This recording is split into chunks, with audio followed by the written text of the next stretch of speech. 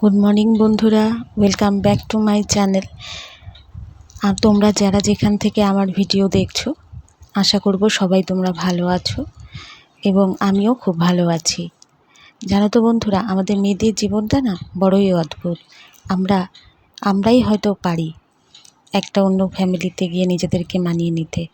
দেখো বন্ধুরা, আজকে যেহেতু পূর্ণিমা, তাই ঠাকুরকে একটু অন্নভোগ দিয়েছি, তার সাথে কলা এবং গাছেরই লিচু হয়েছে। আর আজ যেহেতু বৃহস্পতিবার, তাই ঘরটাও পেতে নিয়েছি। আর আমি না এরকম আলপনা দিয়ে ঘট পাতি। তোমরা কে কীভাবে ঘট পাতো একটু বলো তো। দেখো, সকালে পুজোও হয়ে গেছে আর চলে এলাম রান্নাঘরে। আজকে সবথেকে বড় গুরুদায়িত্ব আমার উপরে ছিল, সেটা হচ্ছে রান্না করা। কারণ আমাদের যে দিদি, উনি আসেননি। দেখো, আমি ডিম, ডাল, চাটনি, তার সহযোগে ভাজা সমস্ত কিছু নিজে হাতে করেছি। এবং দেখো, আলু আর ভেন্ডি দিয়ে পোস্তও করেছি। জানো তো, আমি না খুব একটা রান্নাবান্না পারি না। আর দেখো, আমার বর গেছিলো মন্দিরে, ওখান থেকে পূর্ণিমার ভোগও নিয়ে আসলো। যাক, ঠাকুর চেয়েছে তাই হয়তো ভোগটা পেলাম। তাই আমরা তিনজনে বেড়ে নিয়েছি, শাশুড়ি মা, আমি, বর, আমরা তিনজনে মিলে খেয়ে নেব। আর জানো তো বন্ধুরা, আমি না রান্নাবান্না খুব একটা পারি না, কারণ সারাক্ষণই বাইরের কাজই বেশি করতাম। এই দেখো, আমার বরের জন্য ভাত বেড়ে নিলাম। সে তো সবসময় ব্যস্ত থাকে, তার খেলাধুলা, তার কাজ, এ নিয়েই সে সবসময় ব্যস্ত থাকে। তাই তাকে আগে খেতে দিয়ে দিই। এই দেখো, খাওয়া দাওয়া হয়ে গেল। আমি গ্যাস ট্যাস মুছে একদম পরিষ্কার করে রেখে দিয়েছি, কারণ পরিষ্কার পরিচ্ছন্নতাই সবার আগে।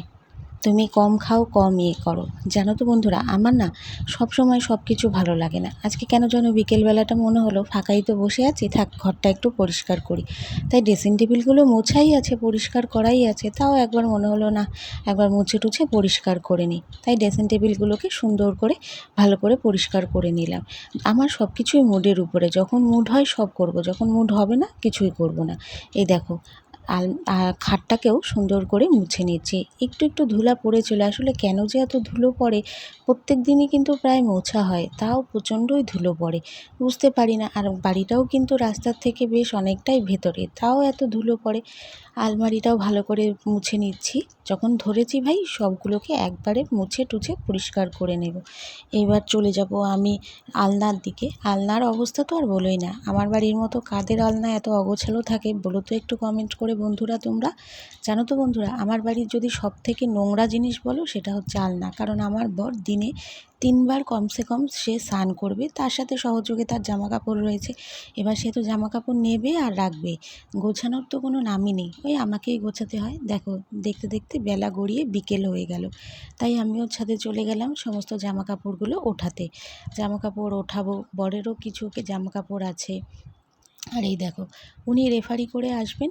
উনি রেফারি করে এসে জামাকাপড়গুলো ধুয়ে দেবে। মেলার দায়িত্ব আমার এবং ওঠানোর দায়িত্ব আমার। সেগুলোকে আবার গুছিয়ে টুছিয়ে রেখে দিতে হবে।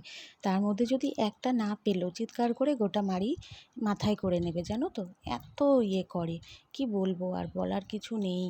এই দেখো, আমি সমস্ত জামাকাপড় উঠিয়ে তার জামাকাপড়গুলো আগে ভাঁজ করছি, কারণ সেগুলো ভাঁজ করে আলাদা জায়গায় রেখে দিতে হবে। নইলে আবার যেদিন খেলা থাকবে সেদিন যদি কিছু খুঁজে না পায়, প্রচণ্ড চিল্লাচিল্লি করবে। আর বলো না, এই নিয়েই তো সংসার, এভাবেই তো চলে যাচ্ছে দিন। কি করব বলো। দেখো,